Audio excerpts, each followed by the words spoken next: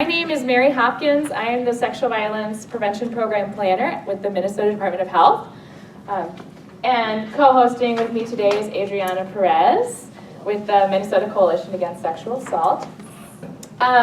It's so great to see some familiar faces, see some new faces here today. So the Sexual Violence Prevention Network, we host 4 meetings a year. 3 of them are always in the cities, and we always try to go out to greater Minnesota for one of those. So in the fall, we'll be heading out of the Twin Cities, venturing out to see some of our friends in outstate Minnesota. So on our Sexual Violence Prevention Network Planning Committee, I want to introduce everyone so you kind of know them. We have Amy Kenzie in the back of the room as our Sexual Violence Prevention Director at MDH. Marissa Regay, don't escape as I'm introducing you. Marissa is our evaluator at MDH. Welcome. Thanks. Stephanie Anderson is with us today. She's behind the camera. She's our communications coordinator at the Minnesota Department of Health. And also not here today, not able to make it, is Hannah Laniato, who's the interim executive director at the Minnesota Coalition Against Sexual Assault. So welcome. We're so glad to have you here today and excited about an awesome presentation coming up in just a second. So the purpose of these meetings, we like to share some information related to sexual violence. We try to bring in interesting topics and presenters throughout the year, and not just to learn about those topics, but then to connect it to prevention and think critically about how we can all be a part of preventing sexual violence in Minnesota. So we bring in topics and presenters, and we also share resources. And another critical part of this is networking. We really want to create some time and space for all of you to connect with each other and know who's doing this work and who can support you in doing this work. Before we bring up our presenters, we have a quick message from Marissa about some evaluation of the SVPN meetings. Good morning, thank you, Adri. So we just wanted to mention, so this past fall and winter, we completed an evaluation survey and some interviews regarding the SVPN. And we're really grateful for the over 80 of you who participated in that and completed that survey to give us feedback. So thank you all so much for your feedback. And this included evaluating our e-news for SVPN as well as these quarterly meetings. We're going to be sending a brief highlight of our findings from our evaluation on the SVPN e-news if you received that. And we just wanted to mention that with the results, we're able to really understand the accomplishments and the strengths of the SVPN, as well as figure out ways that we can enhance what the SVPN does and accomplishes in Minnesota. So for example, you said strengths of these quarterly meetings are that they facilitate folks being able to come together and connect with each other.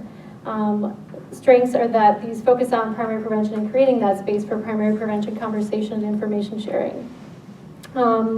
These quarterly meetings are able to draw attention to disparities in sexual violence and the need for health equity in our work, as well as feature the expertise of professionals from a diverse array of communities. And then another strength of the meetings that emerged from the findings is that we're able to provide examples of primary prevention in action, as well as how-tos around doing primary prevention work. And then strengths of the e-news that emerged from this evaluation is that it can help people keep up to date on resources and events related to prevention, as well as provide information about research. Folks really are interested in research studies findings.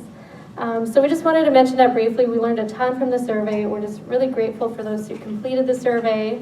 Around the state, we do have a lot of people who are involved in SVPN, so we were excited to hear from folks. This was our first kind of full evaluation in 20 years of the SVPN. We just had our anniversary of the SVPN last year, and I'm like, is it 10 or 20? I lose track. Was it 20, Amy? 20, yeah. So this was important for us to hear from you all, and we are grateful for the positive feedback as well as the suggestions on how we can improve it, and we're working to incorporate that. So thank you again for everyone who took the survey. I'm going to hand it back to Mary to bring us through our presentation. Thank you, Marissa. And as always, if you have thoughts or comments or ideas about the Sexual Violence Prevention Network, please reach out to us on the planning committee. We're always looking for new ideas. We also send out e-news every other week. If you have things that you'd like to share or events or new resources, please let us know, because we always are looking to share that information widely. So I am really excited to introduce our presentation today. I actually used to work closely with this group, and I used to work at the Sexual Violence Center, and I know that their work is really incredible. So we have with us today the Sexual Violence Center and the ARC Minnesota Twin Cities region. Your name, get it right. And I think they'll introduce themselves. We will be taking questions at the end of the presentation, so if you have questions throughout, maybe jot it down and hold it till the end. And then if you do have questions or thoughts, we'll bring a mic to you. All right, so everyone, warm welcome for our presenters today.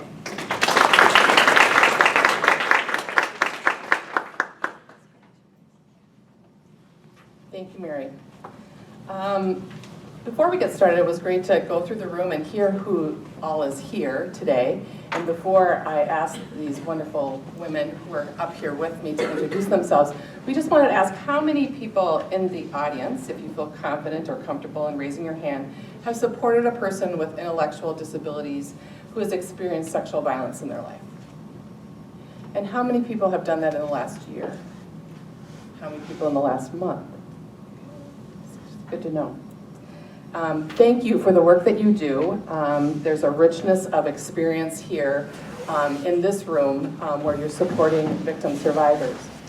We appreciate that you're taking time to listen to us today and learn about our efforts in this work.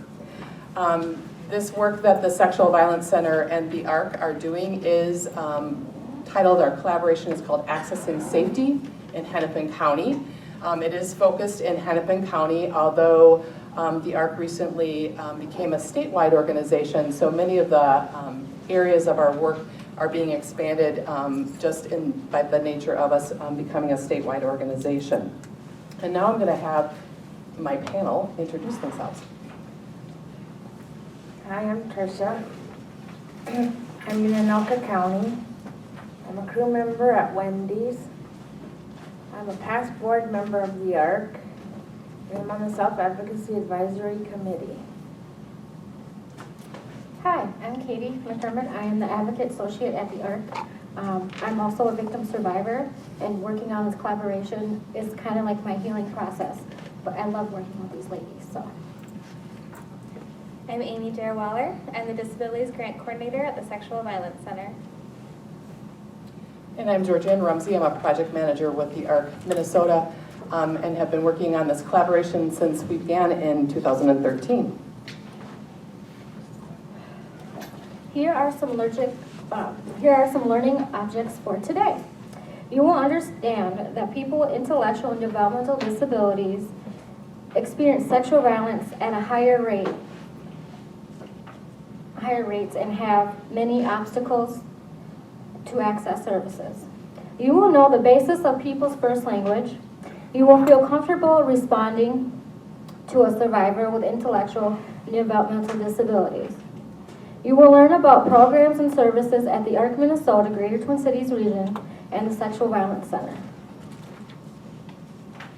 So Accessing Safety in Hennepin County is a collaboration between the ARC Minnesota Greater Twin Cities region, and we serve the 7-county metro area, and the Sexual Violence Center, which serves Hennepin, Scott, and Carver counties. The ARC Greater Twin Cities has worked with the Sexual Violence Center since 2009, when there was a conversation around developing a SMART team in Hennepin County. And the ARC had an advocate that was doing work with self-advocates around sexuality and healthy relationships and dabbling in that. And from that conversation with the Sexual Violence Center, the ARC was asked to sit on that SMART team when it got started. And then in 2013, the ARC submitted a grant to the Disability Grant Program through the Department of Justice, and we were selected to receive that disability grant. And our mission is to really work together to provide services that respect and empower victims, and that we will help victims to get this, develop the skills and have access to resources that they need to heal. Since 1985, the Sexual Violence Center has been serving victim survivors of sexual violence 12 years of age or older. As George said, we work in Hennepin, Carver, and Scott County, and our services are coordinated out of our office in Minneapolis. Our mission is to end rape culture end sexual violence and abuse by challenging rape culture, educating the community, and supporting victim survivors. When we do presentations like this, we like to let our audience know that this topic can bring up uncomfortable feelings, can bring up uncomfortable memories, and we highly encourage people to step out if they need to and do what they need to make themselves feel comfortable. The services at SVC include our 24-hour crisis line, where people can get support from a trained advocate anytime during the day or night. This is our most used service. People call for a variety of reasons. Some people call immediately after they've experienced an assault.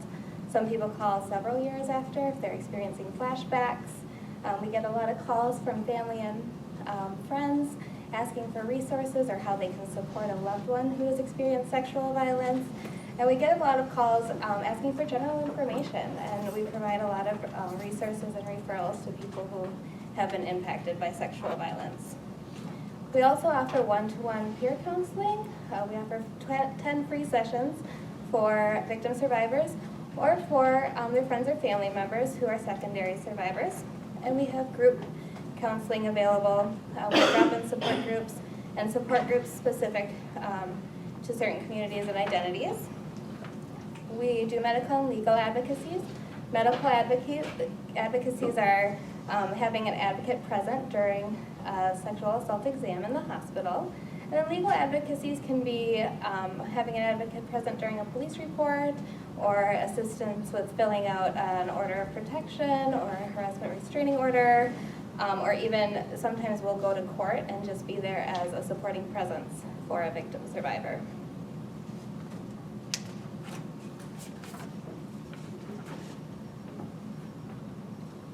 The ARC supports the right of people with intellectual and developmental disabilities and their families. We help them to be included and participate in their communities. We are here to keep individuals and their families active. We are here to help individuals and their families achieve a good life. When parents of kids with disabilities started the ARC 70 years ago, there was really no services. Parents came together as an act of violence for change. When people shared their passion and worked together, they can achieve great things. The ARC Minnesota serves many counties throughout the state. There are different regions throughout the state where staff and volunteers are there to support the mission of the ARC. The ARC nationwide has more than 700 chapters. Our services span a lifetime. Our staff can help with issues such as early intervention, education, changes to adulthood, employment, housing, healthcare, guardianship, person-centered planning, and way more. So the ARC does have advocates that a lot of our requests come through people calling us via the phone, and whatever the issue is, they're connected with an advocate that specializes or has a great knowledge base in that particular area to support that individual, be it a parent or the person with a disability, in navigating the system. Typically, if a professional contacts us, we'll request that that professional get in connection with that person or the parent and have them contact us, and that our advocates are trained in how to support people with disabilities and parents, and we really want to talk with them about what they're experiencing inside of a barrier or a challenge that they may have in a certain area of their life. It's not that we don't talk with professionals, but we really want to connect with parents and families, in that we really want to hear and learn about where those challenges may be, and if there are commonalities that are being experienced, what can we do as an organization, as an advocacy organization, to really create change for them inside of their experience and how they're navigating the community and how the community is responding to them. So intellectual and developmental disabilities, the individuals who utilize the ARC are typically individuals who have an onset of this disability that occurs before the age of 18. These disabilities are lifelong, and they include people who have Down syndrome, people with autism, cerebral palsy, Fragile X syndrome, and more. The only disorder or disability that is caused, that we know the cause of is fetal alcohol spectrum disorder. That is the only preventable disability as it relates to not drinking while you're pregnant. And so that's the only one that we can speak to. The other disabilities are all unknown as it relates to, we know that they're genetic causes, but there's many that we can't relate to. How would we prevent that from occurring? And we wanted to toss this out to the group and get some feedback from the group about what have you, in your work, what are some of the assumptions, both positive and maybe not so positive, that you've heard about people with intellectual and developmental disabilities? Raise your hand and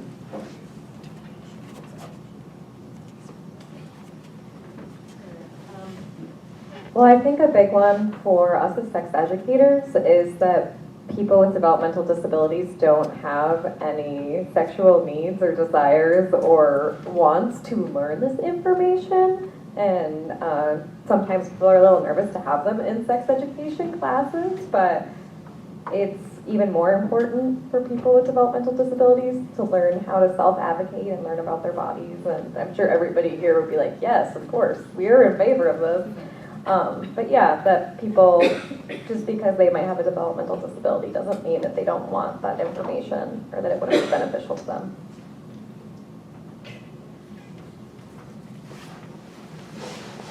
And on a very related note is that quite often for folks who are in public schools, who are on IEPs or whatever, they don't get sex ed. They don't get this information, and the sex ed that we do have in many places for whoever is woefully lacking in a lot of issues, especially surrounding bodily autonomy and consent.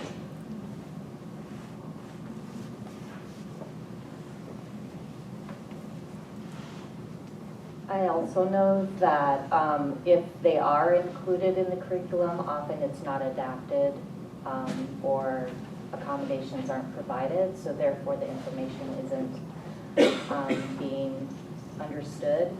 And also, I do know that some parents also, kind of old, and I'm saying this as a parent, are old school in their views of like protecting people from having any information about sexual health when actually everyone has a right to it. So.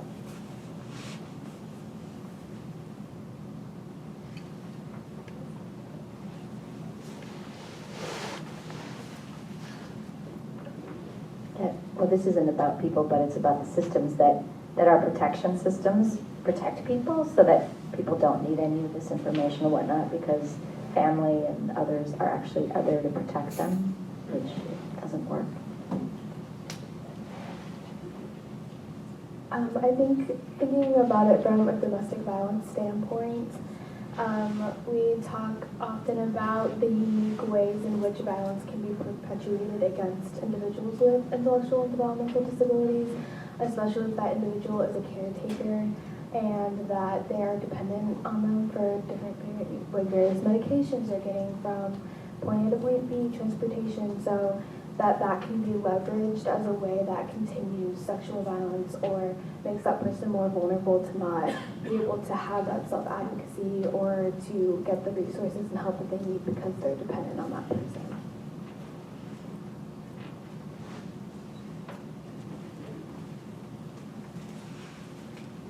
Thank you for that list. And many of the things related to sex education and learning about healthy boundaries really stems from some ways in which we've thought about what a person with a disability can aspire to be or what we believe they can become in their life. And for many individuals, they face barriers as it relates to hearing that they may not have anything to contribute in a workplace, having a job, having a home on their own. Many times it's having to prove something before you get that apartment on your own. And that leads to questions around relationships, dreams about being married, having a relationship, and a relationship with whatever gender they choose. It's also about, we've heard that people with disabilities don't know right from wrong, that they aren't able to learn right from wrong.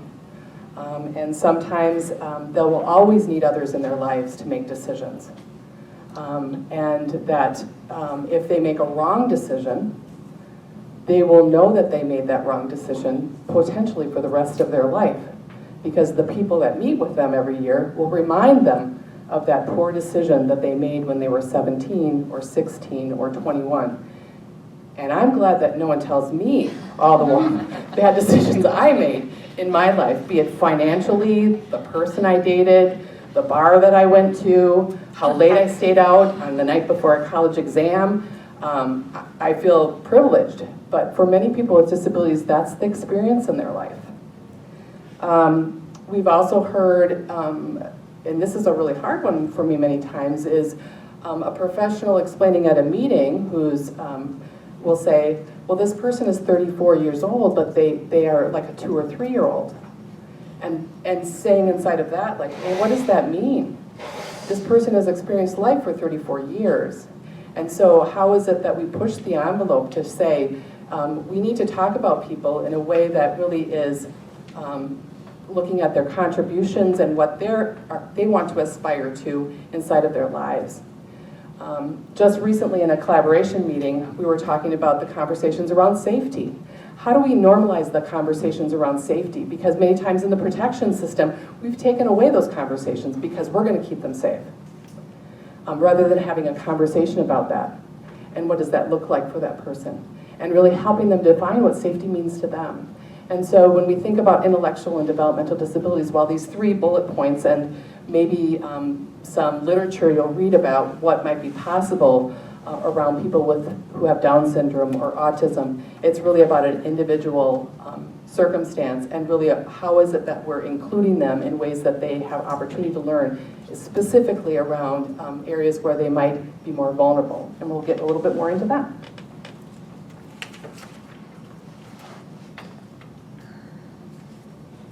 People with intellectual disabilities face the highest risk of being victimized. Let us review and take a closer look at some statistical data to get an idea of how big the problem is.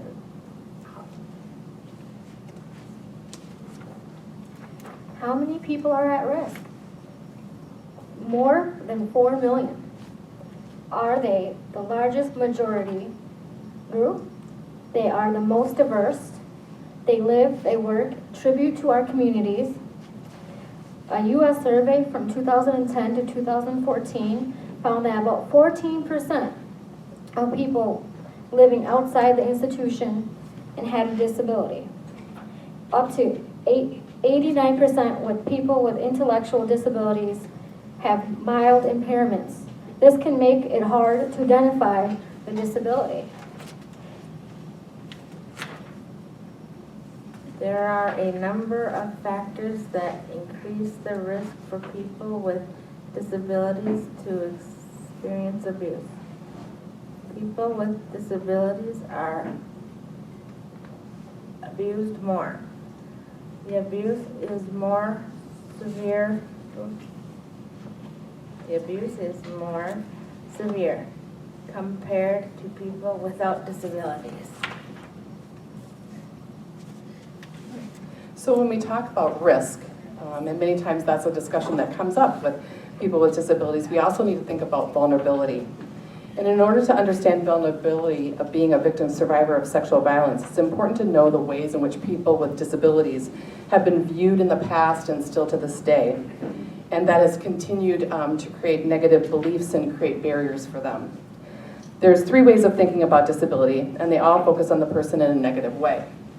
The first, the gold box that's on the left, is an explanation of the moral model way of thinking. In this way of thinking, disability is that this is the same thing as sin or evil. People with disabilities are suffering or being punished for someone's bad behavior, either their own or a family member's bad behavior. This was the earliest known way in which people with disabilities were viewed in our society. The orange box, the middle box, is the triumphant or resilient explanation that views having a disability as a personal tragedy that people must try hard to overcome. People without disabilities may be in awe or impressed by the achievements of a person with a disability, but they still view the disability in a negative way. And then finally, the blue box, the right side, the medical model. This is the most widespread way of thinking about disability today. People are seen as sick or damaged or broken. Disability is a problem that must be fixed, and always professionals know best for them. Most of our policies and services, past and present, for people with intellectual and developmental disabilities have come from this medical model way of thinking. This includes the term vulnerable adult. Many of the laws and protections the state has for people with disabilities are based on this medical model way of thinking. All three of the individual or the person is the problem way of thinking about disability is rooted in ableism. Ableism is the discrimination against people with disabilities. Ableism begins with the belief that because people with disabilities are not typical of the non-disabled majority, they are inferior and not as worthy as others. There are many prejudicial beliefs and attitudes that contribute to ableism. And we're going to review some of these. And the language that I'm going to use is harsh, but the reality is because it is harsh inside of these beliefs and attitudes that have been permeating the way people with disabilities experience their communities, their workplaces, the service system, sometimes a service system that's been designed just for them that doesn't always meet their needs, and sometimes a service system that they've never had access to because they don't know that it exists. And by that I mean many times they don't know about rape crisis centers. They don't know about domestic violence centers. They don't know about how to navigate, how to get assistance or help or be safe because we've never had those conversations with them. One of those reasons is we look at them as always a child, viewed as in terms of that they would never be interested in sex because children aren't interested in that, right? And they'll never have those kinds of relationships. Someone to feel sorry for. They're viewed as people that no one would envy or no one would ever want to be. Many times they've been viewed as a menace or a threat to society, and we see that today in some of the experiences people have had inside of trying to seek help or in a public place and be misinterpreted like they're threatening for some reason. That they're sick or suffering and that they must be taken care of. That they will never work or lead a productive life. That they don't have, we don't see them as a contribution to our community. A burden to society in that their specialness always will require accommodations that will be costly to our society. That they're ugly, unattractive, and sexless. We've talked about this a little bit. That they would never be attractive to anybody else. And that they aren't interested in sexual activity, right? They're not interested in intimacy.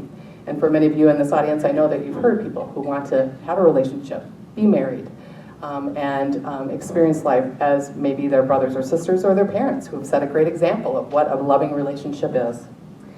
That they're incompetent or have no life skills, and that they will always need someone else in their life to help with making decisions or make decisions for them. And finally, that they are freaks or oddities, they're spectacles to gawk at, that they are bullied by others, they're laughed at, and those things happen many times still today.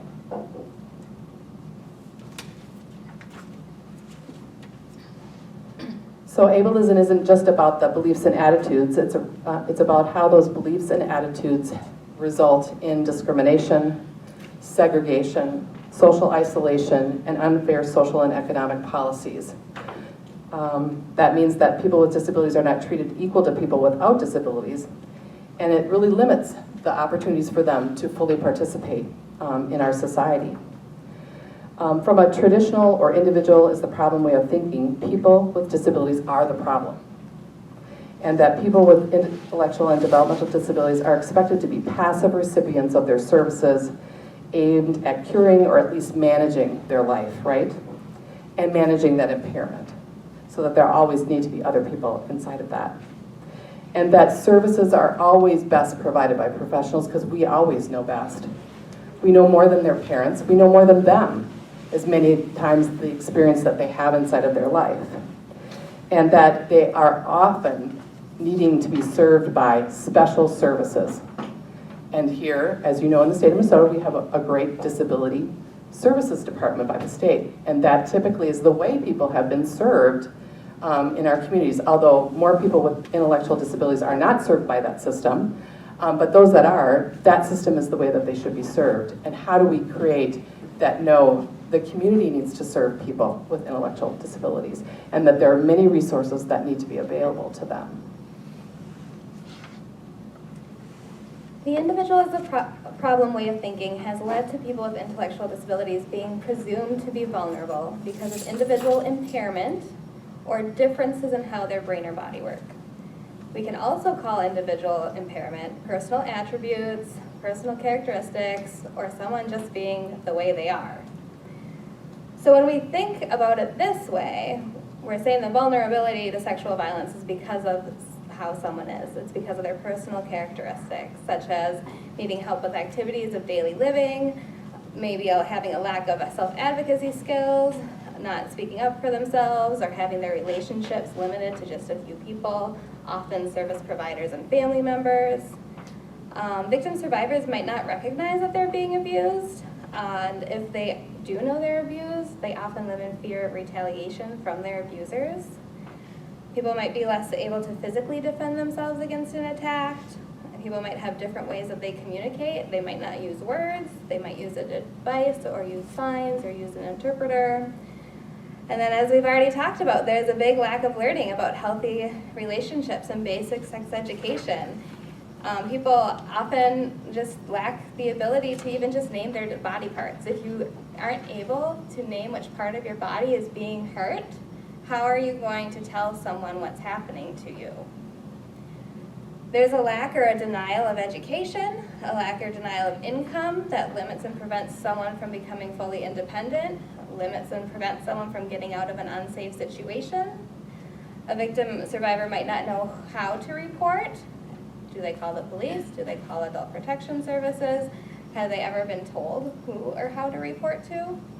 And then there's inaccessible public and private sector services that are caused by a lack of available ways to engage effectively and to effectively communicate with people. So even when they go and ask for help, they're not being served.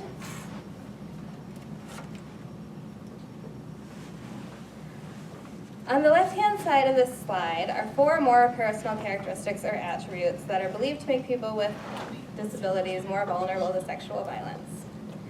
The problem with this way of thinking about vulnerability is that it ignores that these personal characteristics listed are not actually characteristics. They're not fixed, that someone isn't born with these characteristics, they're taught. So these characteristics are believed to make people vulnerable are a direct result of the lack of knowledge and lack of opportunities and the lack of experiences that they might have that are under the control and power of other people. So parents and family members that are limiting their access to resources and knowledge. And other professionals such as teachers and case managers. So we'll just take a quick look at these 4 characteristics. We assume that people are helpless. They've learned how to be helpless. They've been taught how to be helpless as a direct result of how they've been treated by other people. People with intellectual disabilities are not born agreeing with everyone or following directions that anyone gives, but they're taught to be compliant because that's what is expected of them. And they're often punished if they're not compliant.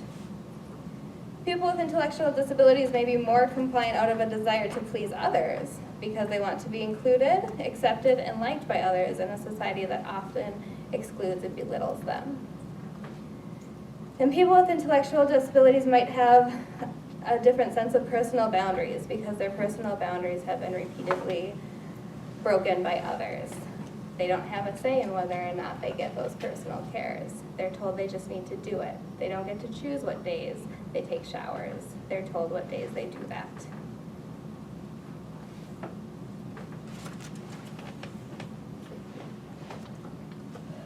Who commits the abuse?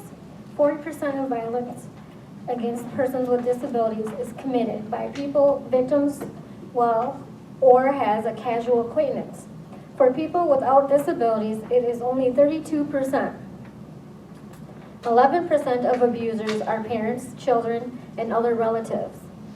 This is the highest percentage who commit the violence. For persons without disabilities, it is 7%. Very few of the abusers are strangers to the persons with a disability.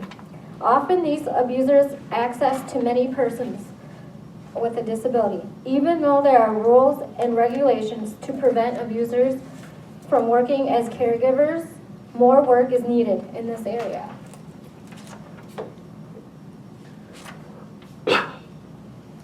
It's hard to get good statistics about sexual violence, but studies consistently show that people with disabilities experience sexual violence at significantly higher rates than people without disabilities. 27% of women with disabilities reported lifetime sexual violence, compared to 12% of women without disabilities. And 14% of men with disabilities reported lifetime sexual violence, compared to only 4% of men without disabilities. So why do we think violence is so much higher against people with intellectual disabilities? We know that from the statistical information as well as conversations and being involved in our grant work, we've really learned about what other collaborations across the country are learning about the relative sexual violence that is occurring. We know that 70% of people with disabilities rarely report for individual reasons, and many times the first reason is out of fear. Fear that they may lose their home because they say something, and a professional knows best that they should live someplace else. Or they may lose their job, and when you've worked really hard to get a job, and let's say your boss does something or asks you to do something but not tell anybody else, and you want to keep that job, there's a fear there in saying or sharing with anybody else. Or there's a person that comes to care for you, and they've done it for many years, and all of a sudden things change inside of that relationship. And they're telling you that you will get in trouble if you say anything. And so many times that fear comes in. The other piece is many times if they've shared it in the past, they haven't been believed. And when you experience life where you're not believed, you get to the point that you don't say anything. Or if you have said something and nothing changes, then you're also at that point of not reporting. So that's many of the reasons why we found that people with intellectual disability don't report. Many times this world that they live in, we treat people with intellectual disabilities as less than those without intellectual disabilities. The value that we place on them inside of our community really creates a way in which we see them differently. And inside of that feeling of not being included, along with all those other things I mentioned, can really create a space where people don't report. Power and control wheels have been developed for physical and sexual violence and how it relates to various communities. Some abuse against people with disabilities does not easily fit into traditional categories. So we have a power and control wheel that is specific to people with disabilities and the power and control their caregivers may have over their lives. And just to go into what some of these may look like, they can be very subtle or overt. Intimidation could be raising a hand against someone that's pretty intimidating, or it could look like destroying a treasured piece of property. Maybe it's an accident. Emotional abuse can be blatantly blaming a person for their disability or making fun of them because of their disability, or it can just be subtle comments that put someone down and make them feel negative or bad about their disability. Isolation could be locking someone into a house or locking someone into a room. It can also be just keeping someone away from their family and friends, or controlling who that person is allowed to be friends with and who that person is allowed to have relationships with. Withholding and misusing or delaying needed supports can be over-medicating someone in order to sedate them, under-medicating someone, keeping their medications from them in order to make them feel a certain way or behave a certain way. It could be destroying a communication device so they're not able to talk, or even just forgetting to charge it. And that seems so accidental, but really, I mean, that's the power and control that caregivers are able to have over some people. We see economic abuse, so people having control over another person's money, using it for themselves, or using it, not using it to buy that person the things that they actually need. We also often see coercions or threats, so using consequences and punishments to gain compliant behavior from that person. There are many reasons why people with intellectual disabilities are victims. Most of the reasons are based on fear. I have intellectual disability myself, and when I was a victim survivor, I am a victim survivor. But 10 years ago, when all that happened, I didn't know where to go. I was fearful because we with disabilities live in fear. Like if we tell someone or share something, that they might come back and haunt us. You never know. But I'm over that now. So there are many, they may feel threatened or think they did something wrong to cause the abuse.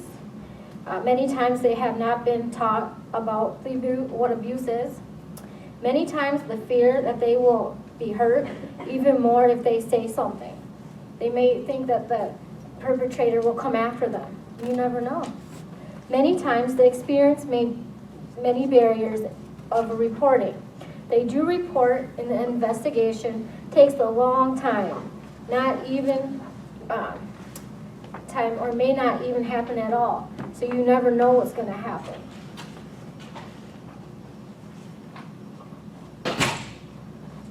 Many times there are no trials or convictions, so offenders are able to reoffend. Many times they are not believed, especially if it is a family member or a trusted person. Many times they are not referred to therapy or rape crisis programs, or if they are, the provider is not able to meet their needs. This is why victimization continues. We're going to look at some systemic barriers.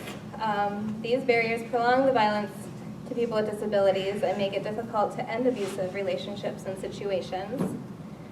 Attitudinal barriers we've already talked kind of a lot about these. These are the myths, negative views, and stereotypes that result in that denial of equal opportunity, a denial of equal protection under the law, and a denial of equal participation in community life. There's also communication barriers, inaccessible public and private sector services that lack the ability to effectively communicate with a person with a disability. Many people with disabilities live in poverty, even if they do have benefits, which limits, again, this limits their ability to become independent and secure. There are architectural and structural barriers that physically prevent someone from participating in aspects of community life. This has been impacted by the American with Disabilities Act, but there's still a lot of work to be done in this area.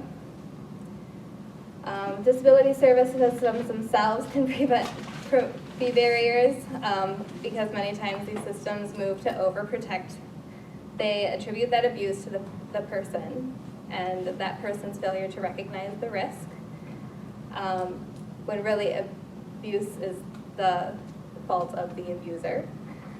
Many times service professionals that are supporting people don't believe them that they have experienced abuse, and many times people are labeled as unreliable reporters. So when abuse continues or happens at another time, they're just told they can't be believed.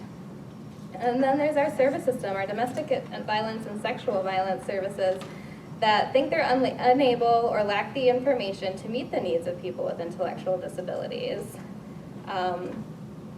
I know, so the Sexual Violence Center in the last couple of years has moved, but our previous location was physically inaccessible for anyone who is using a wheelchair.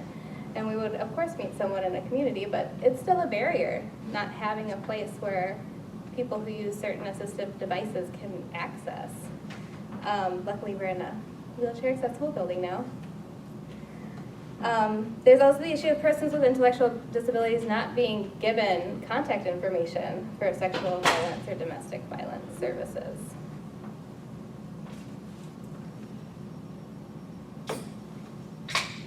these are some unique services that can support a person who has a disability. The first unique service is Adult Protection Services. The Adult Protection Service System strives to ensure safe environments and services for vulnerable adults and encourages the reporting of suspected maltreatment. We have the criteria for how to determine if someone is a vulnerable adult, and then the areas of maltreatment that have been determined through Adult Protection Services. It's important that people with disabilities and that the people in their lives know that Adult Protection Services is only one way to report. The ARC recommends that when a sexual assault happens, there's also the option to contact the police. Many times when working with a sexual assault victim, the ARC will refer them to the Sexual Violence Center, and our advocates at the Sexual Violence Center really work to inform someone of their rights around reporting and encourage people to make their own decision on whether or not they report, and whether that's to Adult Protection Services or the police. We feel that that should be the decision of the victim survivor, not the decision of the people around them or the people in their lives. I was just going to add a little bit to what Amy was saying. The unique collaboration between the ARC and the Sexual Violence Center. We both have advocates at both our organizations, but there's a unique thing, as many of you know, that a Rape Crisis Center can offer. Those advocates have judicial privilege. And when we talk about people with intellectual disabilities, the Sexual Violence Center works so that an advocate who's working with a person with an intellectual disability is not a mandated reporter. So if they have someone who is an advocate who is a licensed social worker, that individual would not be selected to support a person with intellectual disabilities because they would be required to report. And it's really, they have the skill to kind of explain what are the options for a person with intellectual disabilities, which really creates that opportunity for empowerment and self-determination, and what are the next steps that they want to take as it relates to their victimization. And so that's what's so critical inside of supporting people with intellectual disabilities, because many times that step is missed inside of their healing process. Because we all know when someone experiences sexual violence, we want to give them power and control, give that power and control back to them. And if it's tracked through the adult protection system, many times that is taken away from that person initially. That's not to say that adult protection services are bad. It's just like, how do we explain it to people in a way that they can make a decision, an informed decision, about what are the next steps they want to take. Some people with intellectual disabilities also have a guardian. Even under guardianship, they still have the right to make choices after a sexual assault. They can choose whether or not they want to have a sexual assault exam, and they can choose if they want to connect with the Sexual Violence Center. We would not provide advocacy for someone that they didn't want. We ask that people set up their own appointments with our advocates. If they need assistance setting up an appointment, of course we are happy to make accommodations for that. But we often get asked by family members or service providers to meet with people and provide advocacy for people who don't even know we exist. And so we make sure that they know what we are going to be providing and ask if that's something that they're actually interested in, something that they actually want. We also get asked, it comes up pretty frequently about whether or not guardians can make someone get a sexual assault exam, or sometimes guardians don't want someone to have a sexual assault exam. And ultimately it's up to the nurse examiner, but typically it's that person's decision. They get to make the decision of whether or not they're going to have that exam. And it's important for people to be able to make those decisions around exams and even around counseling and advocacy and services, because it's important for them to gain that power and control over their body and over their lives after they've experienced violence. Some of the services, well, as George kind of already mentioned, it's really important at both the ARC and the Sexual Violence Center that we help explain to people with disabilities and to their family members or friends who might be calling on their behalf how the system works and the possible outcomes of the decisions that are available to someone. In the state of Minnesota, there's a Bill of Rights for people who are wards or protected persons. In other words, someone who has a guardian, and that could be a limited guardianship or a full guardianship. But the unique thing in Minnesota is that they still retain some rights inside of if someone was under full guardianship, in that they do retain the right for treatment with dignity and respect. They retain the right to consideration around personal desires and specifically medical treatment preferences. So even inside of that conversation of guardianship, we can share or understand that people with disabilities, if they are a ward, they still have rights. And that another one that's important is that they receive timely and appropriate health care and medical treatment. And so inside of sexual violence, that is also a right that they still retain. So that's important to know about inside of people who do have guardians. So we've talked about these earlier. People with disabilities rely on others for their daily living. They are also viewed as non-sexual or lacking the ability to learn about sex and how to be safe. And we've mentioned many times that many times they're viewed as not credible witnesses. They rely on others. By relying on others and plus this vulnerability, that is a perfect equation for abuse to occur. People who are in the position to support health and safety needs have access and opportunity to engage in that abuse. In other words, people who are providing care for individuals. Recently we saw a video on, if you've not gone to Rooted in Rights, is a great website.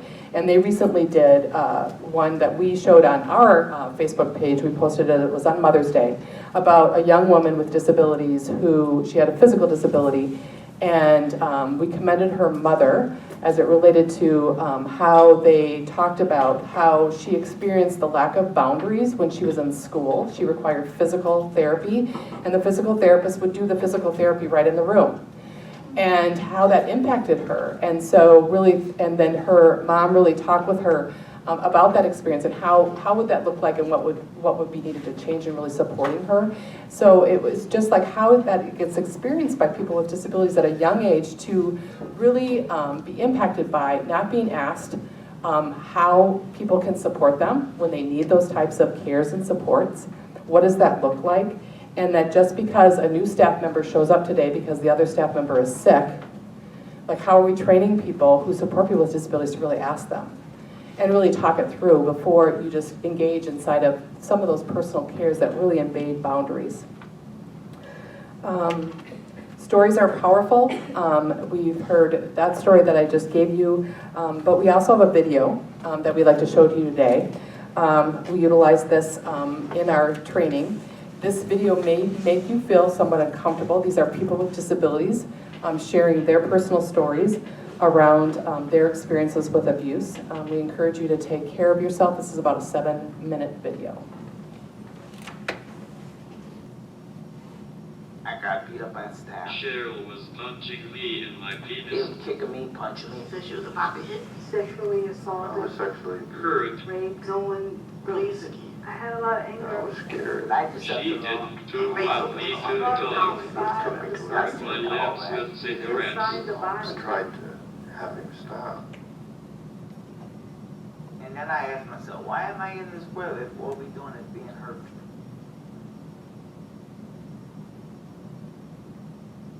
What is the reason why you won't believe it? That you think that this is a story, a lie, that we have made up? Well, I do believe. Don't want to go out and tell my story. I believe.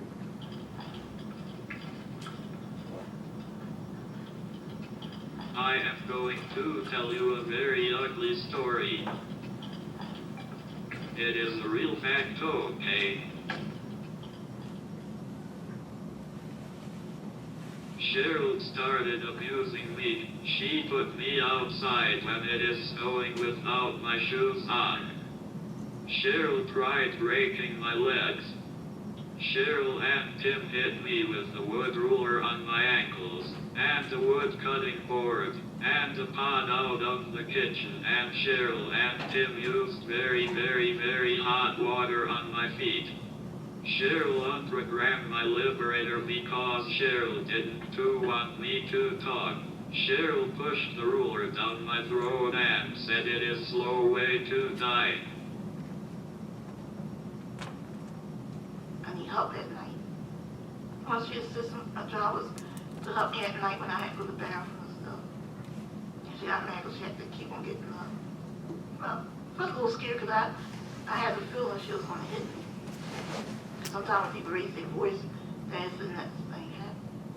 And I made some phone calls to get the person out. And the same day I had that meeting, the same day they fired her. But I was concerned about the other people. Because I know sometimes when you fire somebody, they say you fired them. They end up putting them somewhere else. And somebody else will get hurt. Living in an institution, it was smelly, not clean.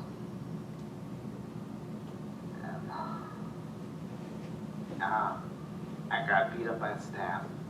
I got beat up by roommates that I had when I was living in Park. I was getting beat up by them too. Nobody ever talked about discipline.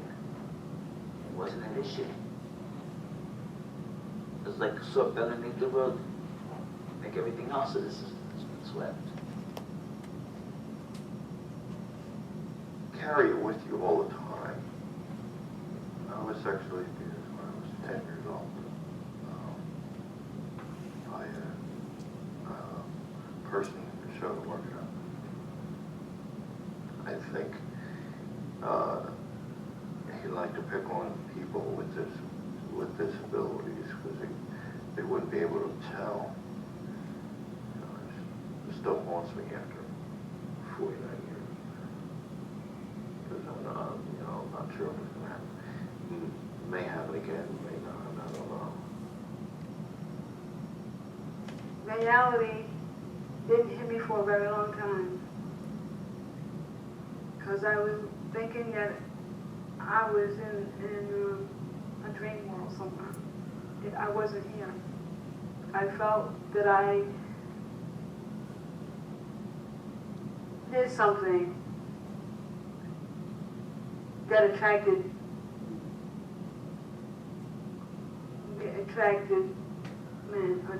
this to happen to me. So I felt not clean. At the time, there were no words in my head to how to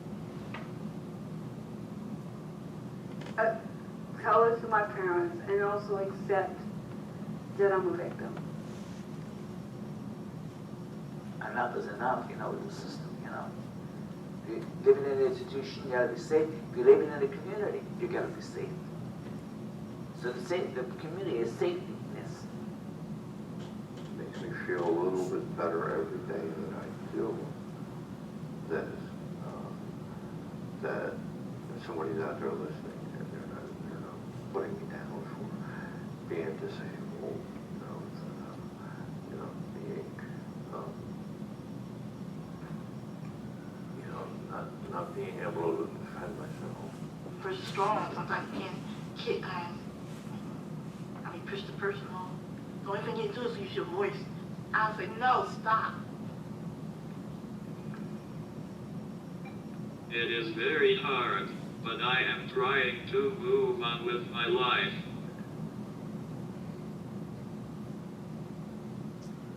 It's not just looking at me on videotape, but what are you doing about it? What are you going to do about it? What are you going to do today?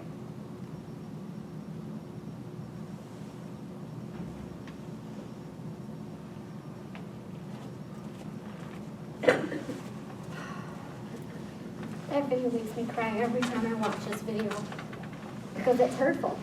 These people are being abused and they can't, it's hard for them to get their voice heard. I mean, this video is an old video, but it's saying for people with disabilities every day, we live in life. We should be able to have the right to live our own lives the way we want. It happens every time this video comes on, I start crying. Because it's a powerful message, but how do we end the silence? That's what we are working towards today and every day. No person with intellectual disability is like another. Many times there are no obvious signs, especially when someone has a mild disability, like myself. Educate yourself about different disabilities and services for persons with intellectual disabilities. They can be beneficial in making a referral. Use trauma-informed care principles when working with people with intellectual disabilities.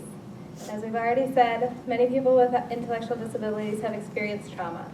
They have a higher than average risk of violence throughout their lives. It's likely that they've experienced not being believed and possibly not being seen as credible within the criminal justice system. So start by believing people with disabilities. Understand that sexual violence impacts people with intellectual disabilities psychologically, physically, and behaviorally. Understand that they face significant barriers to obtaining services, support, and justice as crime victims. We've already gone over, but just to review some of the factors that present challenges for victims with disabilities include the lack of resources and support systems, the lower rates of police follow-up, prosecution, and convictions, and then that judicial system that's often not accessible for a person with a disability. People with intellectual disabilities are also the group of people most at risk of being trafficked. Yet governments often ignore this risk factor of disabilities and do not include persons with disabilities in anti-trafficking efforts. Effects of trauma may be overlooked for people with intellectual disabilities, and when trauma history is ignored, business as usual can be re-traumatizing.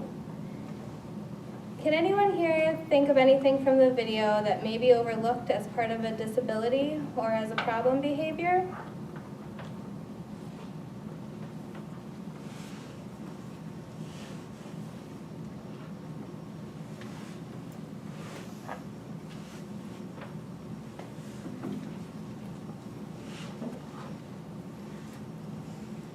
I know that when my son was bullied at school, he started to not sleep at night, and I would get so upset because, you know, we all want to sleep. But then I realized as he would start to repeat some of the things kids were saying to him, I realized, okay, what was happening, and so then you had to go through the channels. But unfortunately, the school kind of thought it was his fault. So I think that's pretty common that they blame the person for acting out.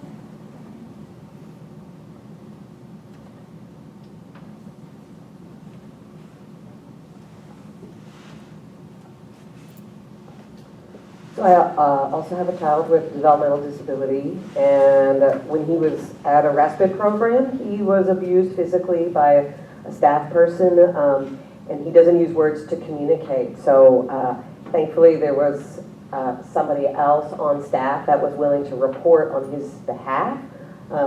His ability to be able to communicate is about us sort of really understanding behaviorally what might be going on, and sometimes that looks the same as a bad day.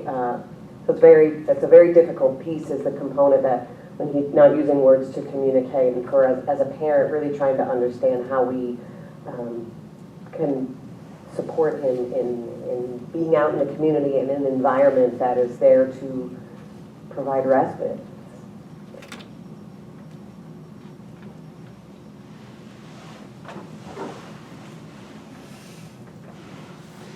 One thing that really struck me about the video was the guy talking about it happening at 10 years old and then 49 years later still being a problem. That's my experience as well. And when I was diagnosed with autism, I was lucky that the person talked to me about this, and there is a way in which autism and trauma work together where it's really hard to let things go and to not see it as present, that, you know, and it's like 50 years ago and people are still, and people get very upset that you're not over it. You know, we kind of have a 2-week time period of allowing people to have grief in this society or trauma. And then they're supposed to be upset. And I've seen this happening with my son as well, is that, you know, when he reports things, it's not always the day that it happened.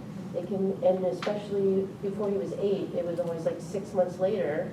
And it's really hard to report or follow up or be mad at somebody 6 months later. I mean, I still am, but, you know, they don't really take it seriously. And this is part of the problem with the acting out doesn't always happen that day. It can be, you know, much later, and you have to really be a detective to figure out that, you know, this is trauma that they're still experiencing, that it's not over for them.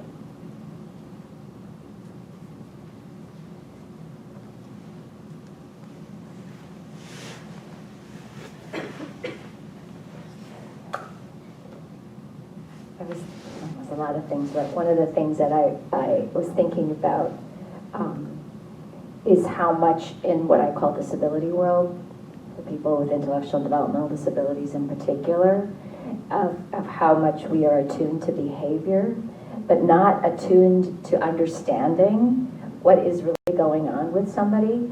And so when somebody engages in a behavior, it's something that we want to control as opposed to understand. So we don't look and we don't try to understand what's really going on with somebody.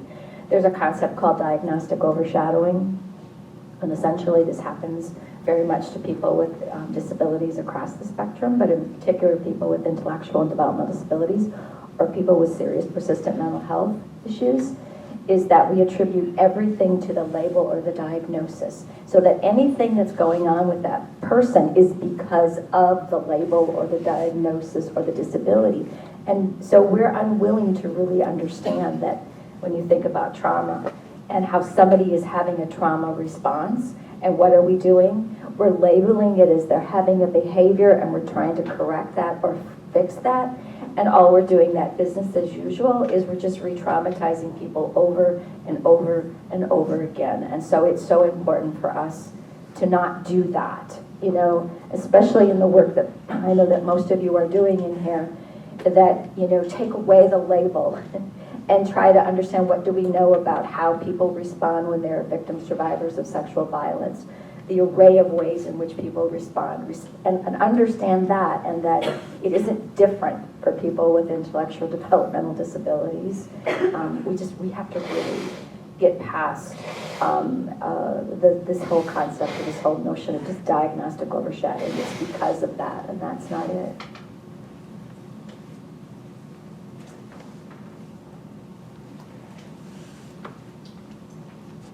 Yeah, that was great, thank you. I also, when we talk about behaviors, I worked for many years in the disability service sector, and I can just say from my own personal experience, the majority of the time someone was having a behavior, they were just trying to communicate something, they were not otherwise able to communicate, and I mean, that was it.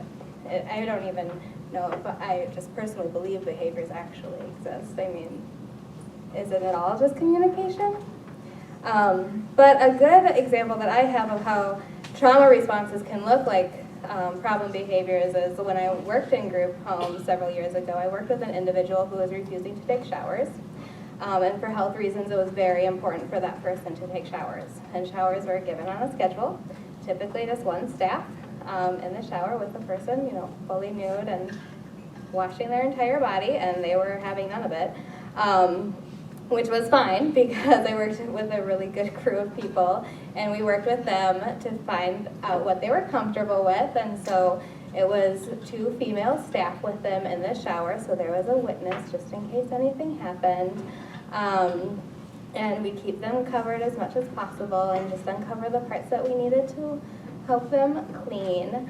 And we did that for, I mean, months, and it eventually came out as that person was able to trust us more, that they had been abused. And so that refusal, that non-compliant behavior, was just a completely normal trauma response that that person had, and that I think most people would experience when they're put in that vulnerable position with care providers.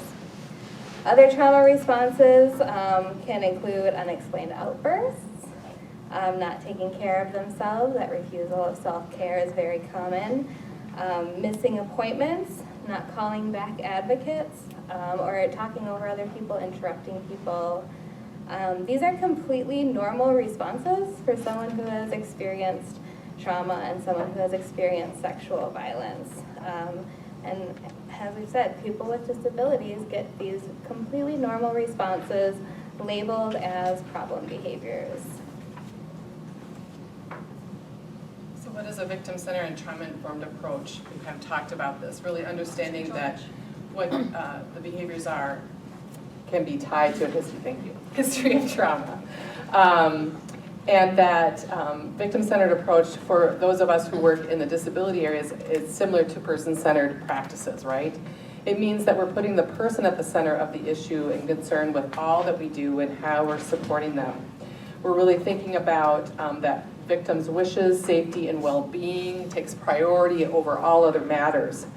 And that we need to come from a place of really trying to understand and listen differently so that we can understand and be present to learning about what that trauma may have been, and knowing that people with disabilities may experience a variety of people in their life that come in and out and go. How is it that we're sharing that if we are in a circumstance where we're training people to be direct service professionals that are really supporting people, is how do we educate them related to trauma and related to being a trauma-informed caregiver for a person, to really listen, and what does listening look like is really critical. And as Nancy had mentioned, is really that we're not considering or looking at introducing a person based on or getting to know them based on what is the disability that they have. When getting to know them, it's really about listening to them and really looking at what is it that they need and what are the supports that they need, rather than coming from the place of learning about their disability and then deciding what those supports are going to look like, right? So that's really critical.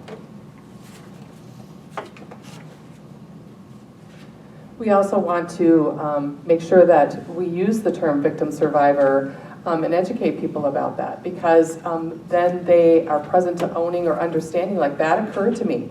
That's believing them. That is acknowledging them for what they've experienced in their life, so that they may think about what will come next and what does it look like, and having them be involved in what does safety look like, and really working with them to create that going forward. Use people first language. It is important to remember that people with disabilities are people first, and their disability does not define who they are.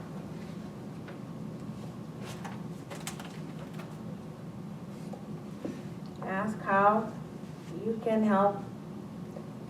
When given the chance, many are able to tell you what they need. Check in with them, ask them if they understand. Don't assume they understand. They may not read or write. Give them time to think. Treat people with disabilities how you want to be treated. It's really important to speak slowly. Don't give too much information all at one time. If they are an adult, talk to them like an adult. Be patient and listen closely until they have the opportunity to finish telling you their story, because their story is very important. They may need to pause or take a break. Treat them with dignity and respect as they are sharing their story about their situation. It is very traumatic. So sometimes we share our stories because it's powerful, but we also share our stories because we want to be heard. If you don't understand them, ask kindly for them to repeat themselves because they want to understand. Ask if they use sign language or communication board or electronic device communication to share their story. And remember, their story is very important. Listen without judgment or shock. This is a very scary process. The person who hurt them may be their primary caregiver. This could be a family member or a trusted friend. Listen to their story. Believe what they are telling you. Some people may be worried about getting someone else in trouble. How you respond can make a difference in what they will share. Let them know if you need to be rating. Let them know who the report will be shared with. Listen to what questions they have about the reporting process and how it works. In my life, I have many different people who support me. It is very important for me to know who, why, and what they are there for, and what they will do. I need to know what to expect right now when you are interviewing me. I also need to know what will happen after you leave. Who will follow up and what will happen? Will you call me on the phone? Where and with whom do I feel you can leave a message? What if I have more questions? Who do I call? Can you leave a business card or other resources I can access for help? Be clear and concise about your role so the individual knows what your role is and what they should expect from you. You may need to provide some materials. Use plain language in how you speak and information that you will leave them for them. Plain language are words that are easy to understand. Any information you leave should be in bigger font. You may need Braille document if someone can't see. Pictures that can explain what is happening. Some people with disabilities, even including myself, are visual learners. So when we are working on a project, I advocate for myself so that we can have it visually so that I can understand. Our collaboration created a picture guide to the sexual assault exam and how is it being used. It's being used in most hospitals in Hennepin County. We are currently developing a picture guide to explain who is a mandated reporter. Now we do have a few picture guides here with us that are used in Hennepin hospitals, and that's the sexual assault exam and how we have nurses in Hennepin County using that. For options when the victim with a disability has a decision to and a choice to make. You may need to break down options and choices. Drawing a diagram or a flow chart may be helpful. Let them know what other services may be available to them. Think about how you can provide decisions and choices inside of your investigation. Today you have learned the negative attitudes, beliefs, and stereotypes. Think about your own biases in these areas. How do you check your biases at the door? This is important so people with disabilities have equal access and equal protection under the law. Take opportunities to understand the barriers and unique persons with intellectual disabilities. We can experience higher levels of isolation in our lives. This makes it easier to be re-victimized. While there have been major effects to improve physical access, other barriers still exist. Many community-based advocacy and victim services need training to support people with intellectual disabilities. Not reporting these crimes continues. We must address the reasons so that people with intellectual disabilities will get access to service and justice. Advocacy on your own behalf is limited.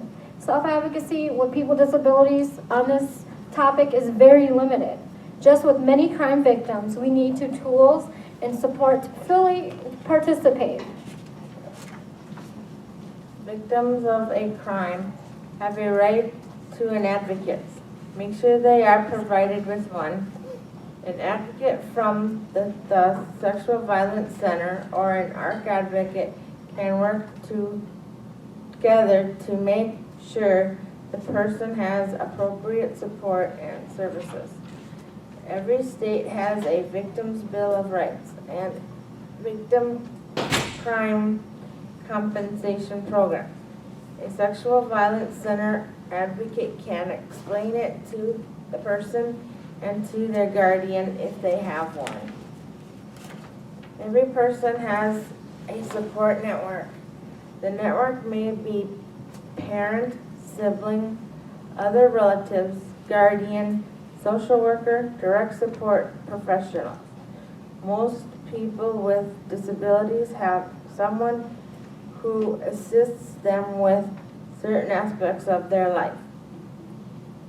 Help them to find how they can use their support networks. Our collaboration has some outreach materials.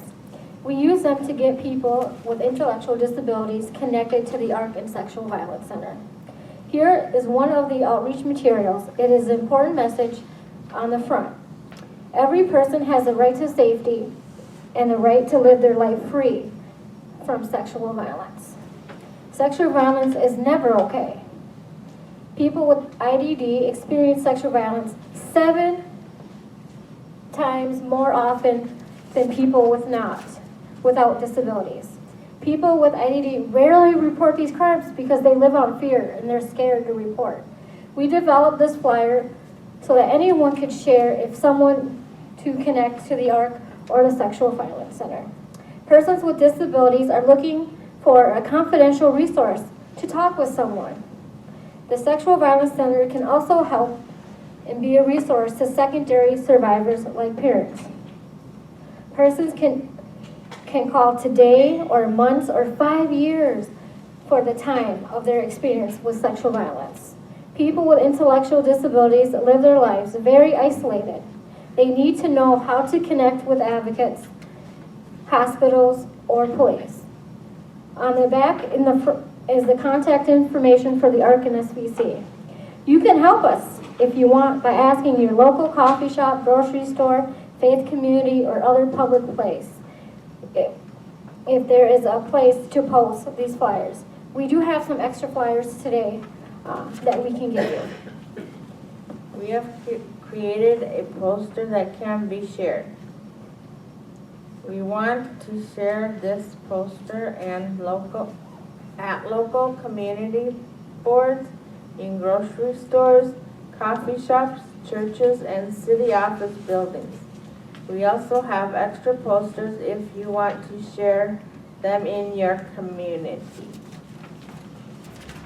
So now we're going to share some information about the work that the Sexual Violence Center and the ARC is doing together.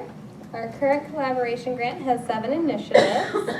Our first initiative is Staff Comfort and Capacity, which focuses on trainings at the ARC and the Sexual Violence Center. These trainings are for staff, interns, and volunteers to increase our knowledge and skills so that we're better equipped to support people with disabilities who contact us. We have members of the ARC Self-Advocacy Advisory Committee involved in providing our trainings. So I'm usually one of these two. Our second initiative is Access and Safety.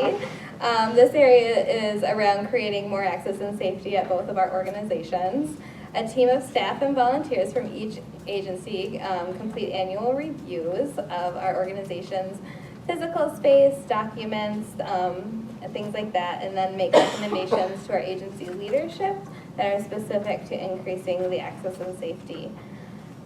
We have another member from the ARC Self-Advocacy Advisory Committee as part of our review team. We feel that it's very important to include people with disabilities in our work because they have that lived experience and unique insight to share with us.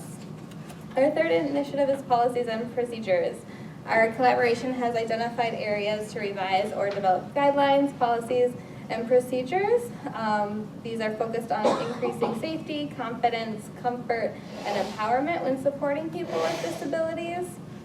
During our current grant period, the ARC is developing guidelines on how to support people who have been harmed and who have done harm. And we're also working on creating guidelines to determine when and how to screen someone for safety. And at the Sexual Violence Center, we are working on finishing up a policy and procedure around accommodations for victim survivors. And with the next initiative is resources. And this is really about developing tools as resources to support people with intellectual disabilities who have been victimized. During our first grant period, we developed a picture guide, and it's going around to explain the sexual assault exam.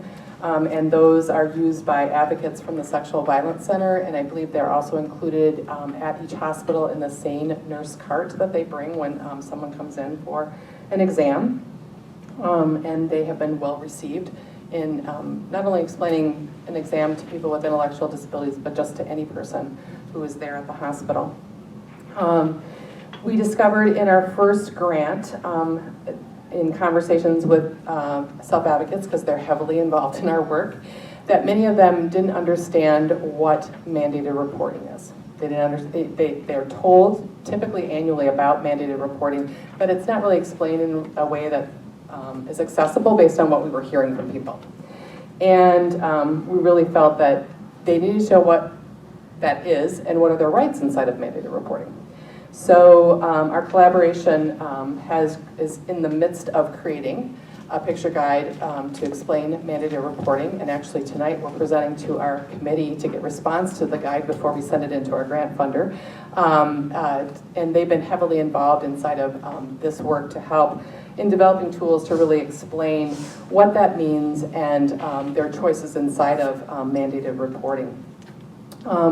We also created a safety planning tool in the first grant that is currently used by ARC advocates. It also can be used by the Sexual Violence Center advocates. It's a pictorial safety planning tool, and really helps shape a conversation about if someone is feeling unsafe, like what is it that they can do, who are people that they can contact, and it's really their choice whether or not they want to take that safety plan with them, or that they've gone through just talking about what does safety look like for them, and next steps. Our next particular areas around self-advocates, and in our focus groups that we had early on in our grant, we heard that many people wanted knowledge around sexual violence, as well as having a support group for if they've experienced sexual violence. So currently, our collaboration has worked to create a 10-week support group that will be offered by the Sexual Violence Center as an addition, so that we know that people, many times when similar identities come together and how they experience sexual violence, this can be very healing and supportive, and so that we hope to be offering later this year at the Sexual Violence Center. We also have an effort with law enforcement. That was another thing that came up early on in our collaboration when we were doing our needs assessment, about building training and education with law enforcement. And so we have a relationship with one suburban law enforcement agency in Hennepin County, and we've conducted an environmental scan, which was completing a survey, and we've conducted focus groups with the officers there about what we learned from the survey. We've also conducted a focus group with our Self-Advocate Advisory Committee members who wanted to be a part of that. And from this particular environmental scan, we are writing a recommendations report, which will be shared with that law enforcement agency, the leadership at the Sexual Violence Center, and the leadership at the ARC, about next steps as it would relate to what might be the next steps based on what we learned from that environmental scan. And really focusing on resources that could support police officers, as well as any kind of training that we might want to develop with them inside of that opportunity for them to really support community members with intellectual disabilities.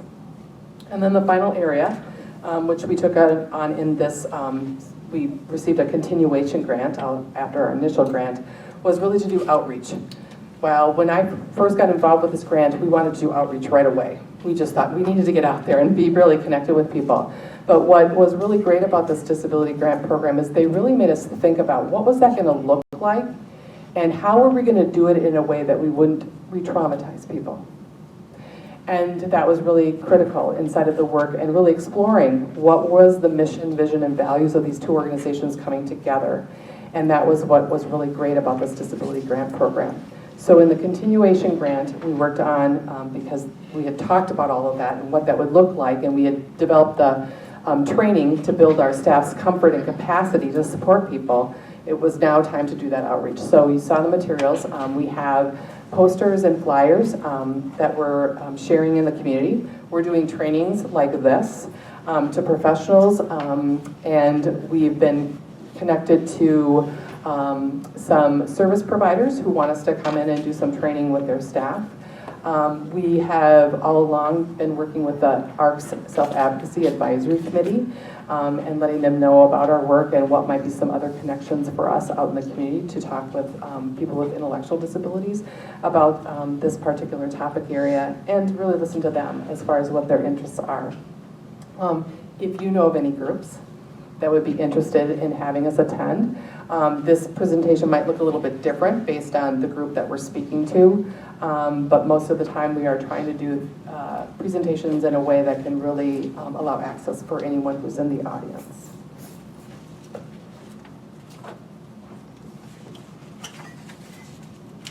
And then at the end of the presentation, and I think this is going to be posted, right, Mary? So these are the resources and references inside of the information that we provided. This is a list that you can go to. And with the ARC, just to highlight, we have worked with the ARC National Center on Criminal Justice and Disability.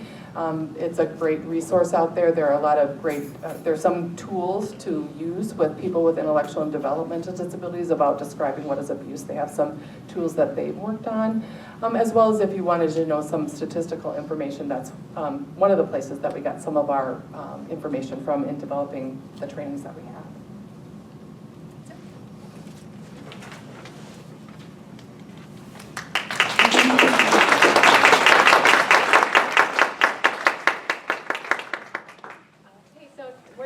Questions? I think we have about 10 minutes for questions. Less a question than a comment, and I'm speaking as someone who works closely with the autism community, so if this is somebody, I am not part of that community directly, I am an ally, so if somebody else wants to speak to this as their own lived experience, I welcome them to interrupt me and do so.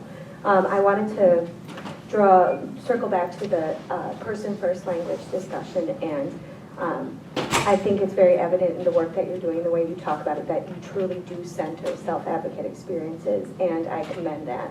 I just want to point out that the language surrounding disabilities of all stripes is ever evolving, and that conversation is led and driven by self-advocates. And one thing that I continually hear from my adult autistic friends is that person first language is not their individual preference, that identity first language is a preference. And I won't go into all the reasons for it, but just I would amend that push to use person first language to just have a caveat that that's not necessarily everybody's preference. And the worst thing you can do as a not disabled person or a person without a disability is to police their own preferences. So just wanted to point that out, that I think a better level of respecting that is to use whatever language preferences that person might have. I really appreciate that comment, and I actually, I think that it might be appropriate for us to add a slide on identity first language, because I agree with everything you said, and yeah, I think it's important to share, and it's so important that people self-identify who they are and their own experiences. So, and that's very much evident that is you follow that spirit. So that wasn't meant to be a dig or anything. No, I really appreciate that, because it's not something that I have really heard of talked about until relatively recently. So I think it's important to include that and to share that information, that that's how we're talking now, because our language is important.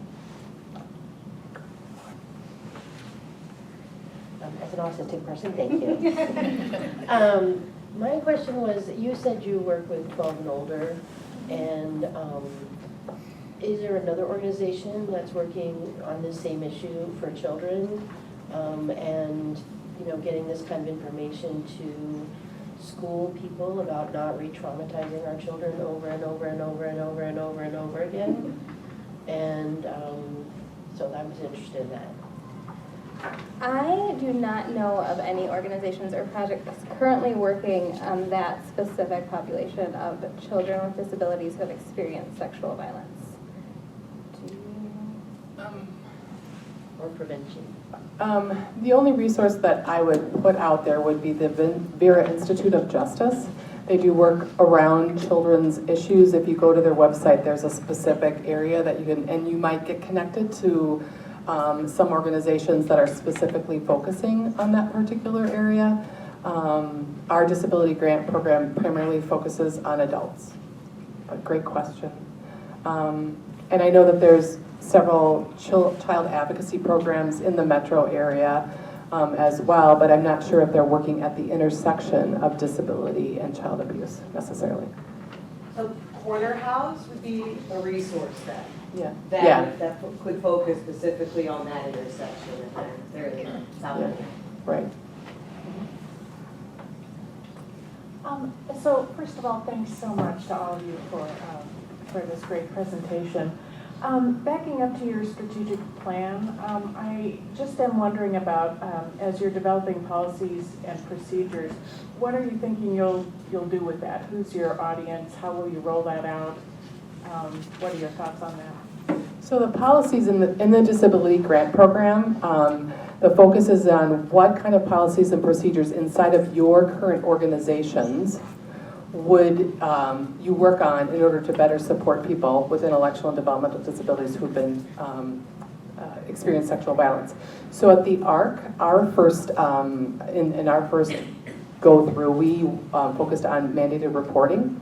When we got this disability grant program, there wasn't a written policy and procedure around mandated reporting for ARC advocates. And then at the Sexual Violence Center, the focus was on working with guardians, because that was a question. And then, as you heard, inside of the second grant period, the ARC is working on how do we support people with intellectual disabilities who have been harmed and who have harmed. So it's a focus on people with intellectual disabilities who have harmed. So for example, we do know that people with intellectual disabilities may come to talk to us about benefits, government benefits, accessing services, and they may disclose that they have harmed another person. That's not an area where our expertise is. We would refer them to an organization who could support them around their perpetration, but that would not limit us from providing services in a way of what they're seeking. But we would not, our advocacy doesn't focus around supporting people who have perpetrated others. Does that make sense? And then we are looking at a policy around when and how will we screen for safety. We currently don't have a particular guideline around that, and our funder is pushing us to think about what would that look like. And so that's currently what we're doing. So the Disability Grant Program really pushes organizations like this to think about, well, what would that look like? And many of the policies and procedures, as you're requesting, are things that people don't have. They don't exist. And so they're really, through the collaboration, is really about how could we gather information about the uniqueness of both organizations to provide that. And then at the Sexual Violence Center, their particular policy is around what does screening for accommodations look like? What does that mean?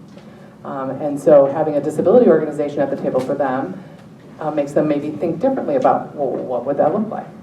So does that help? Does that answer your question?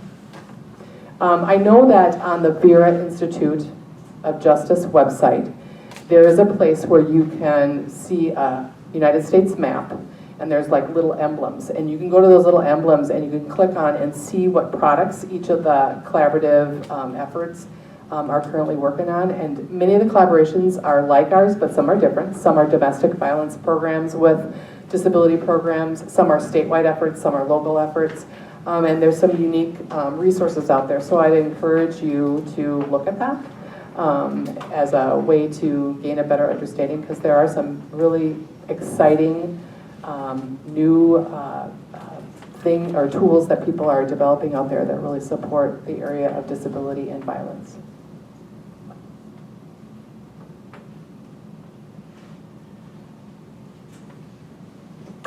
I just wanted to reinforce what Georgianne is talking about. If you've never been to the Vera Institute for Justice's website, they have a number of projects, but one of them is the End Abuse of People with Disabilities project. So it's a great resource, and Georgianne has been referencing that. They do monthly webinars, and they're excellent, very easy to access, so you could be using these as a form of in-services or continuing education in your organization, specifically around the issue of the various forms of abuse perpetrated against people with disabilities. And then they have a specific initiative around sexual violence of children with disabilities specifically. And they have other initiatives as well, but it is an excellent, excellent resource that I would encourage all of you to take a look at. And I will work with Stephanie, our communications person, to see if we can share a link when we post the video on our website. So I'll try to get that out to everyone.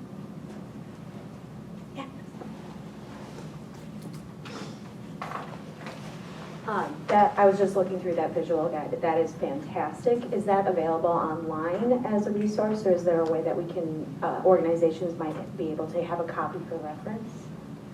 So currently, I don't think, have you guys posted on the Sexual Violence Center? Yeah. No, we're hoping to get it on our website, but we're not there yet. I think the tool, if you go to the Vera Institute for Justice, to our collaboration, I believe it is out there, the first iteration. We've made some minor changes to acknowledge groups that supported us in this effort because their names have changed. So that is a place that you could find it. Or I will put out my card, and you could take my card and contact me directly, and we could share the PDF. There's another example of this in Illinois. Illinois Imagines is another collaboration that had developed a sexual assault picture guide that we utilized as a resource in developing ours, and that each state is somewhat different as far as how those sexual exams occur, or are provided. Any other questions? Thank you again to our presenters. What a fantastic presentation. We will take a 15-minute break, and then please come back because we have an activity to talk more about, considering what we've learned today and these things that we've discussed about people with disabilities and ableism, and what does that mean for us in preventing sexual violence. So be back in 15 minutes. Thank you.